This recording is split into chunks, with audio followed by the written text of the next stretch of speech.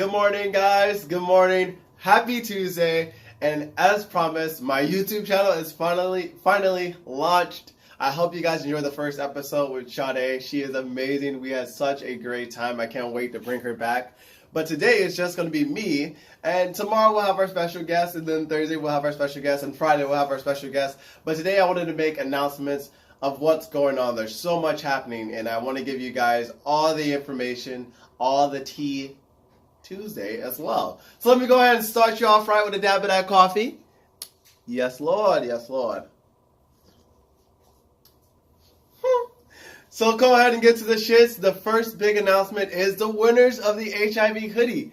That winner is Odo Annette, who is from Pullman, Washington, and she has won herself a free HIV hopeful hoodie. She led the competition with 9 correct answers, followed by Miranda, who had 8.5, and then behind, I believe it was, I forgot who my third runner-up is.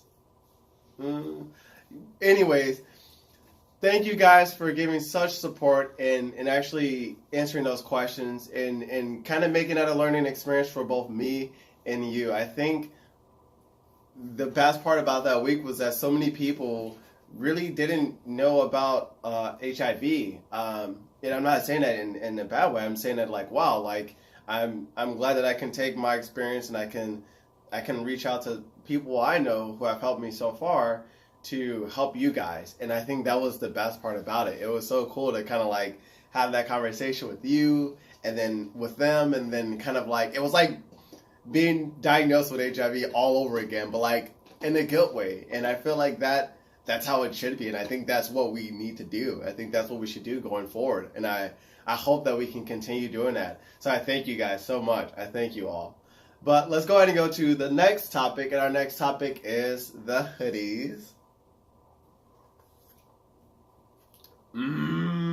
So guys, we're going to be doing the hoodie sale officially launching next week. All right. That means that you can go online. You can purchase a hoodie yourself.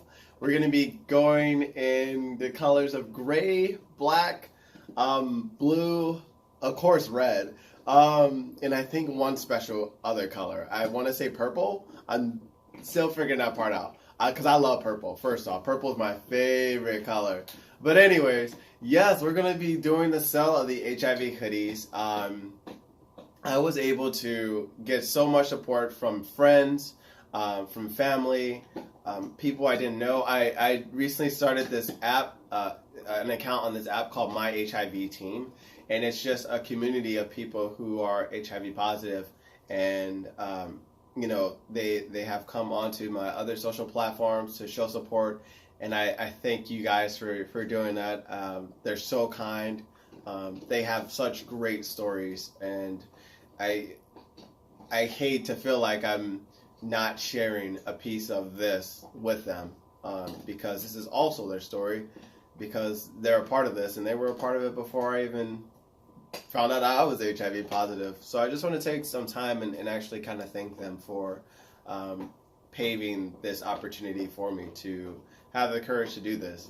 I want to thank my friends for showing support. All of you who have messaged me in my DMs.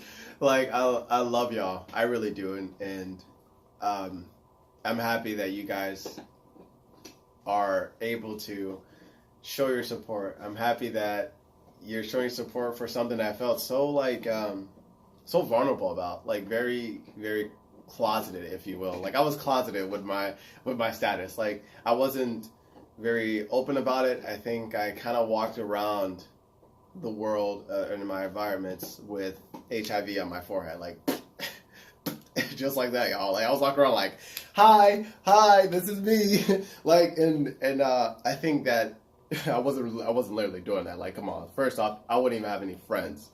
But no, like, I think I think because of that, it didn't allow me opportunities. It didn't allow me to see things in the better space, in the better headspace that I should have been seeing. And so I thank you guys for showing support for me embracing this about myself in the public sphere. I think I embraced it very much with my family. I'll talk about that soon here. But I didn't embrace it with a lot of my friends who love me, and I love you guys, so thank you. Let me get a little dab of that coffee. Y'all earned y'all a second dab. Look at y'all. This shit's good, and I hope you dab with me too, because you know I always dab you, so y'all better be dabbing y'all coffee or whatever you got in your hand. You better dab it with me, because we here together. We gonna be together forever. But anyways, let's go ahead and go to the next topic. And the next topic is the events of tomorrow. So tomorrow, I'm going to be talking about the Getting to Zero goal for Illinois. They're going to be doing a webinar. That means like a whole presentation that you guys can register. I'm going to leave the link down below in the description. You can register. You can submit ideas that you think, or submit comments to their ideas that they have developed to improve it, to make things better for people like me, and people who are living with HIV or who are living with AIDS. Like, you guys can make such a difference, and I hope you know that your opinion and your voice, it matters so much in everything, not just in HIV, but in everything. It matters. Like, this is why we're hopeful today, because you matter, I matter, our opinions, it counts. So I think if you haven't registered, if you just are interested, I'm going to be talking about that tomorrow a little bit. I'm going to try and stream it as much, y'all, because guess what? I took PTO for it. Y'all better not tell my boss. But no, like I think that it's such a great way to really know what's happening within the next coming years, to be on the same level as organizations and nonprofit organizations are doing, knowing what their goal is. If you aren't familiar with them, there are so many figureheads that are going to be there that I didn't know about, to be quite honest. And I'm sure they're probably like, who is this little dweeb? And I am a little dweeb. I'm just like, I'm just here. But it's like, no, like, I'm here to learn. I am here to carry that torch and move forward with it. Take that torch of will and run that bitch to the future. Yes, like, even that. Look at that. See? That means something. And I hope you guys realize that means something too. So if you haven't registered, I'm going to put the link in the description. They're going to be talking about one in particular that I'm interested in is ways to getting to zero. Always of getting to zero, excuse me. But safer sex, talking about PrEP. I think I was talking with a few people last week, and like, it kept occurring to me, and we had this conversation. We were like, we didn't know a thing about PrEP, like, in 2014. Like, if only we knew then. But I mean, I'm not like saying like, oh, if only I knew then, I wouldn't be here right now, because I don't think I would be here right now. I would be talking with y'all right now about HIV. I'd just be like another fabulous fucking queen on the street, just, you know, doing her thing, and I would be. But I think learning about my diagnosis really, like, knocked me, like gave me a big ass slap in my face, like, yo, motherfucker, like, you need to not be doing these dumb decisions. You need to not do these dumb things. You need to... My dog was about to knock over my light. Luna, girl, we go fight. We gon' fight. You can look at me all you want. I know you hungry. I'm almost done. Stay right there. She crazy, y'all. She got balls. She's already over here. But wait, I gotta pet her, because y'all want to see my dog, by the way, again? Come here. This is Looney. Hi, Looney. Oh, girl, you go get the coffee spilled on you. All right, go over there. Go. Good job. So, yeah, back to, oh my God, she got big hips, y'all. Sorry. So back to what I was getting to is PrEP. They're going to be talking about ways that we can initiate those conversations, because I think being and not to separate us, but I want to talk about this, being a black man who is HIV positive, you know, that's like a level on top of another layer of cake. Like, you know, when you have like that layer of cake, that should be good. Because you'd be like the chocolate layer, then you got like the filling layer, and then you got like another chocolate layer, and then like the sugar frosting all around it, right? Right. Y'all, I need to contact them. Whew, I need to bring it back. I'm making myself high off of that. But the layers of cake, think about it. But think about the pressure, right? Imagine like a person under that, and those are the layers that they have to walk with life, right? One person can hold those layers, but the more layers added onto it, the more it becomes difficult for them to carry this layer their entire life. And that's what I was doing. When you invite people to help you, when you bring someone on, there's another hand to help you with that layer. And like now y'all are walking with this layer of cake. I mean, y'all can eat the damn cake if you want to, but I'm emphasizing the layers for metaphorical purposes. So stop thinking about cake, all right? Anyways, y'all walking around with this cake, and it gets easier and it gets easier, but if we're not talking about it, then we're going at it alone.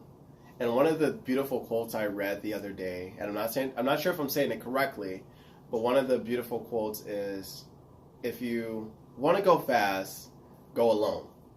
But if you want to go far, go together. And then you'll be going fast because you'll be going together. I don't think that's a real quote, but I love that quote because it's true. I'm only this far because I have so much support. I'm only this far because I have friends like you guys. I have support like you guys. I have people who are genuinely want to help and not here for the clout or not here for the fame. There is no fame in this. There is no goal in this. I just love talking to you guys. I love just sharing my story with you guys and sharing my experiences. And I hope that there's someone out there who sees this and know that they can come to me and tell me their experiences and possibly come out here and be like right here next to me, and we can talk about you and what was it like for you. So which takes me into my next segment. The winner of the hoodie, Odo, she had put in a special request because I tailored it. But since she did win, I said you get to put a special request, and I'm going to make that the show. I'm going to make that the channel's main topic. So y'all, welcome to Hot Topics, guys. I should probably not do that, right? Wendy Williams will probably come after me. Take me away with this mug, please. And it better be full with coffee and honey. Because if I get this mug taken away from me, and I get it back, and it's empty, we gonna fight. But anyways, on to the main topic of today, and that main topic is, her question was, how did me cope with being newly diagnosed with HIV, being newly diagnosed with HIV. And what are the tips to give to people who are newly diagnosed? What are the tips I can give to people's family and friends to support that person? How can they support that person who's been newly diagnosed? That's a heavy ass question, y'all. She threw a heavy one at me because I'm gonna go ahead and start with how I cope with it. The first day, it was December 8th. It was a Monday, y'all. I found out, right? I went to my university's campus, and they told me, they gave me a card, as I said in the last episode, and they just kind of said, this is a card, you're going to go to Effingham, and someone's going to help you down there. And so I was like, wow. Like, I was so overcome with, like, rage and sadness and guilt and just destroyed. The first person I did call was my friend. And I think, Luna, why are you swimming on my... Can you go over here, baby? Can you go over there? Good job. Can you stay? Stay.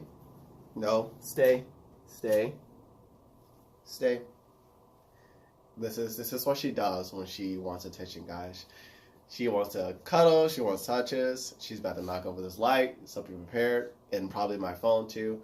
But getting back to how I cope with it. I think how I cope with it was there wasn't necessarily a coping. I dealt with it.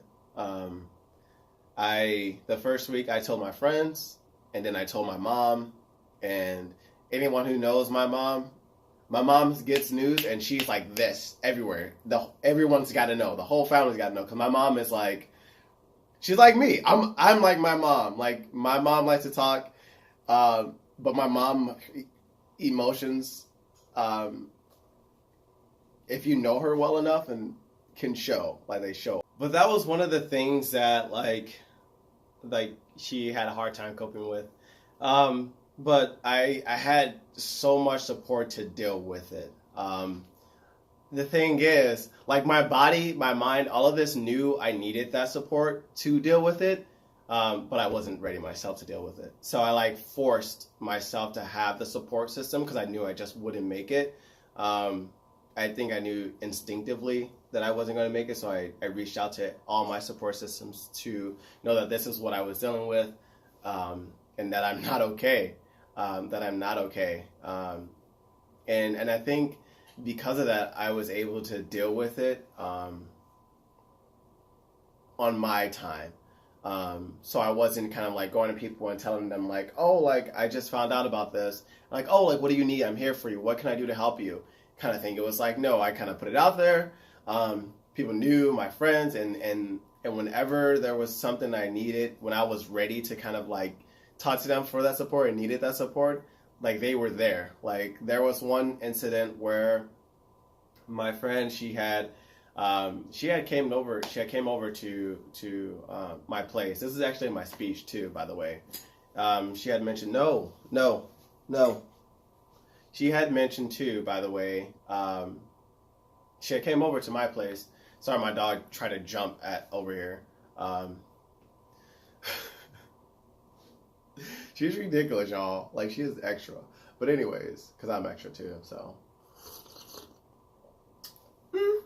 But anyway, she had came over to my place, and she had noticed that I had scars on my arm. She realized that I was, like, cutting myself. And she is such an asshole. Y'all know what she's doing right now, my dog? She's licking the light pole to, like, get the light just to get my attention. And then she's scooting over here. No. Oh, she's so chunky. She's so chunky. You're so chunky. Yes, you is. I cannot say mad at you. You're so cute. Yes, you are. Yes, you are. Oh, that's your baby. That's my baby. Hi. No, hi. Hi, Galaxy. Hi, Galaxy. Yes. So, this is what happens on a daily basis. I can never punish my dog because she's too fucking awesome. That's probably why she get away with a lot of shit though, because she can. Jeez, I'm just not staying on topic with this. So, my friend, she noticed, and her and another friend went to my apartment and they raided my house from like scissors, anything sharp that I can like continue to do this. They took all my knives.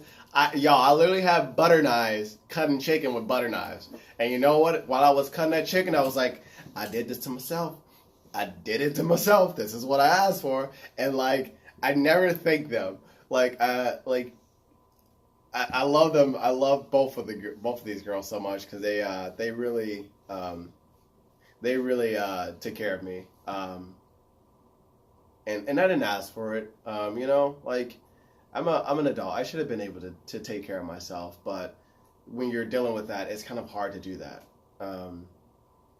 One of the other ways that kind of helped me deal with it was, and what I've learned too about, and because of recently talking about this, was like my mom.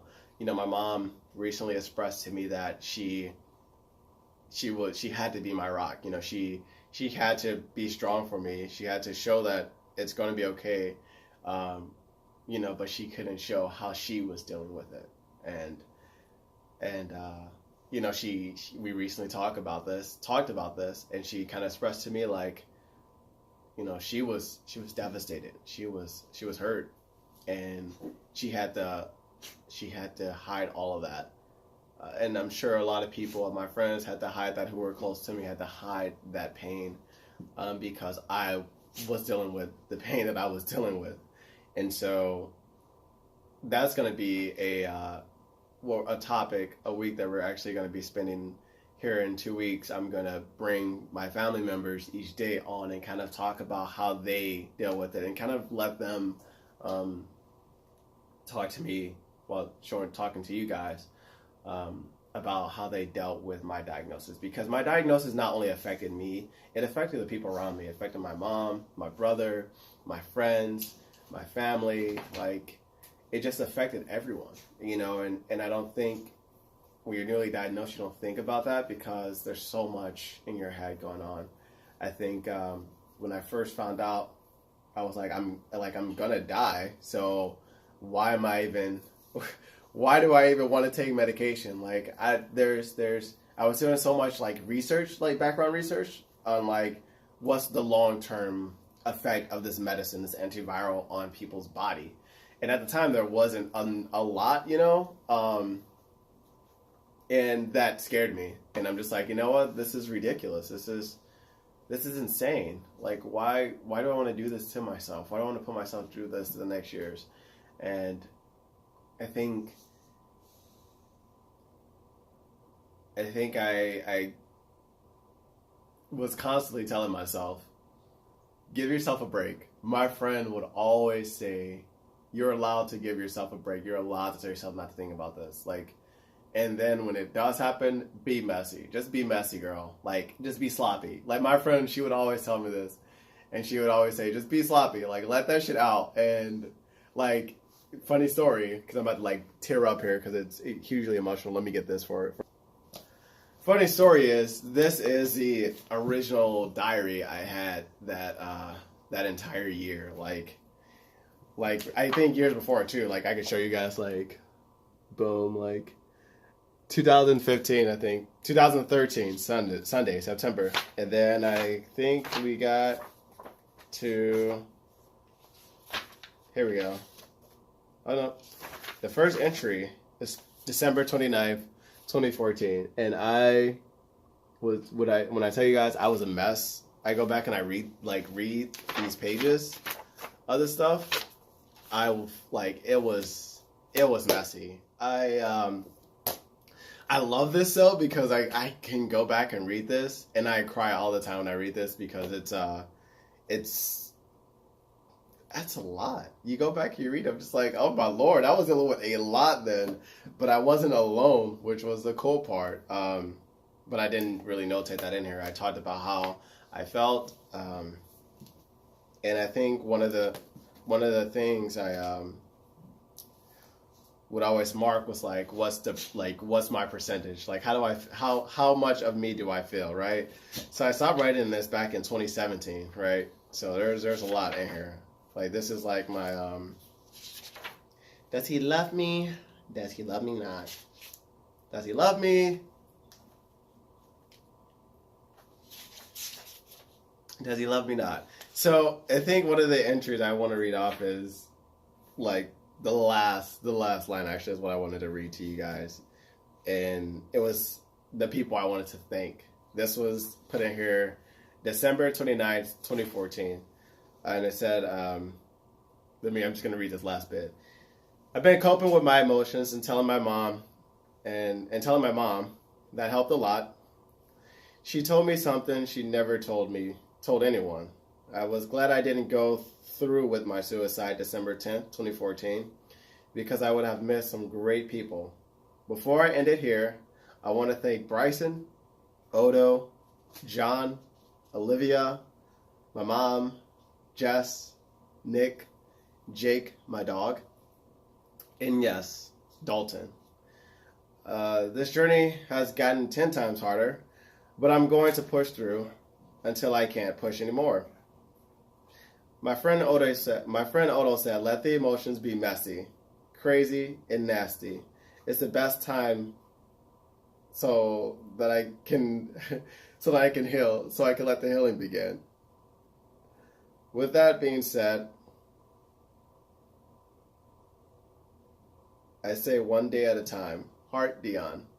I was not a very, like, my grammar was so off in this, but like it was that was the period.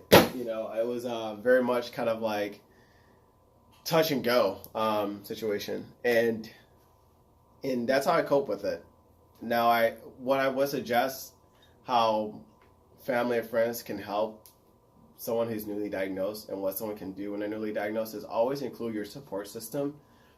Always, I think it's important that you do some homework yourself, because then you understand.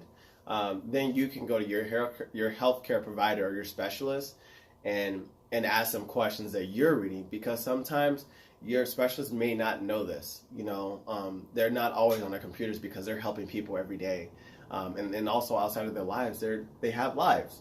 So it's important that you do your homework on about your diagnosis for whatever it is, and have questions. Be able to talk, because when you have questions like that and you get information and feedback, you can then share that information with someone who doesn't know.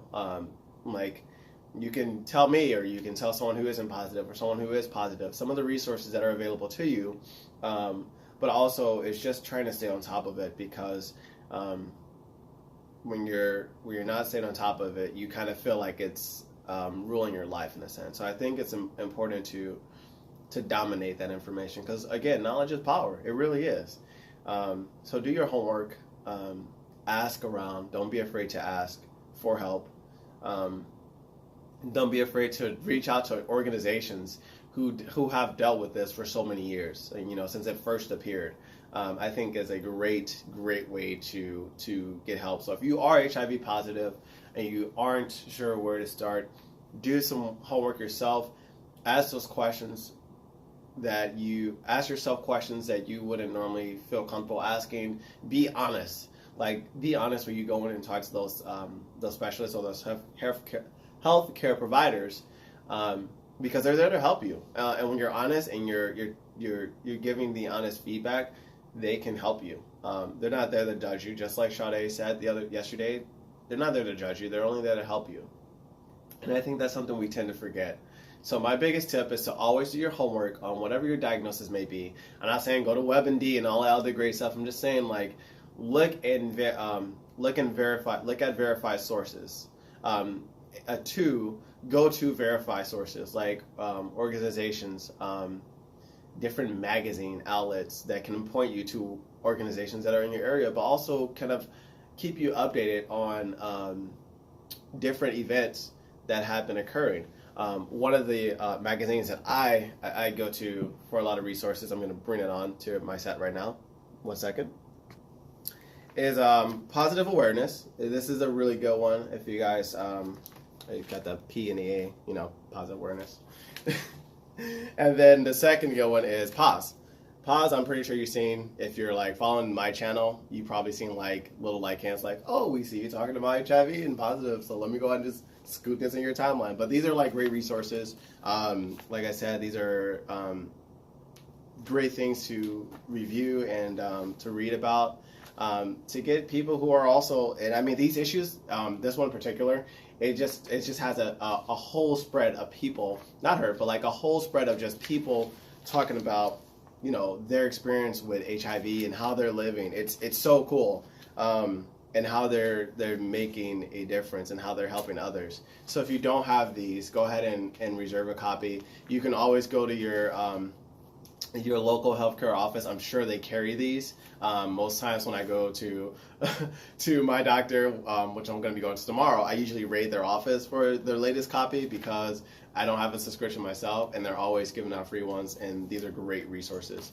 3, I would like to point out is always use protection. Know your status. Be able to have that conversation with anyone who is, who is positive or who isn't positive. Be receptive and open to that information, but always know your status. I think that's such an important thing. My 4th tip is, I think I said homework, Source. Just be open. Be real about yourself. I think it takes a strong person to kind of look in the mirror, like that Michael Jackson song. I'm hoping for the man in the mirror. Oh yeah, I'm asking him to change his ways. Like that. Like look in the mirror and like ask yourself, is this the man I want to be? Or do I want to be another man? Like not another man, but do I want to be a better version of myself? So always think about being the best version of yourself and how to get there, what to do to get there. There are resources out there for you available. It's just all about looking for them. Like I said, you guys are more than welcome to reach out to me. I'm willing to help you in any way that I can.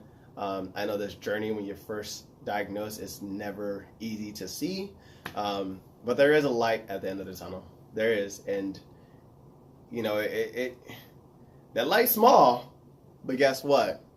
There is light, and that's the most important part. That's the beauty, because it gets bigger and bigger and bigger and bigger and bigger and bigger and bigger until it's like this, and it's like wow, I was suffocating myself so much for what? And you don't have to. We're here to help you. My advice for friends and family to support someone who's newly diagnosed is be there for them.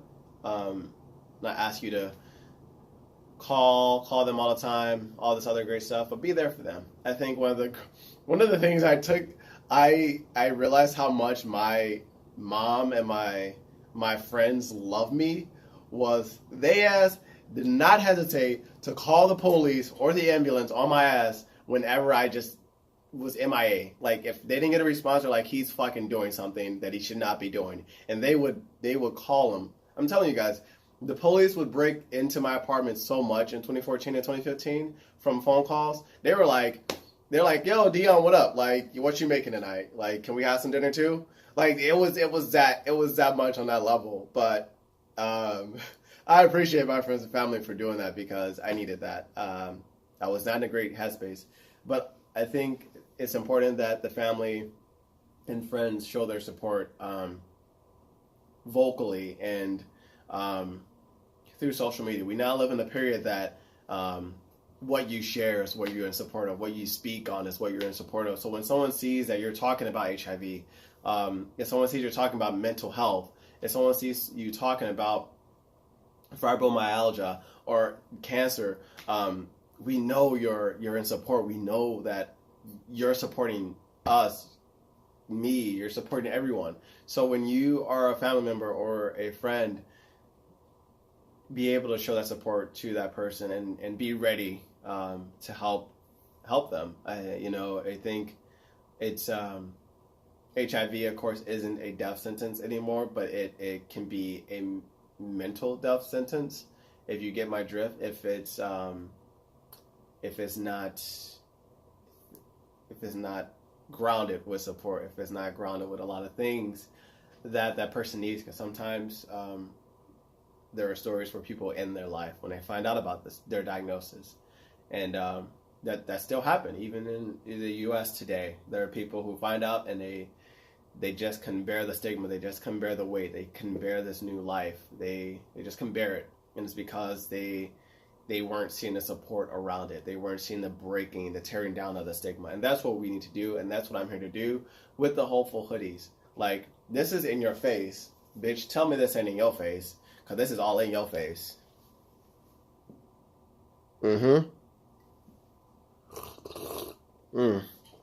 What they say? HIV is hopeful, and victory. And then we got people. We got them holding hands, because it's not a one person. It's together. We go together, and we need to break the stigma. So I hope that I fulfilled Odo's request as best as I can.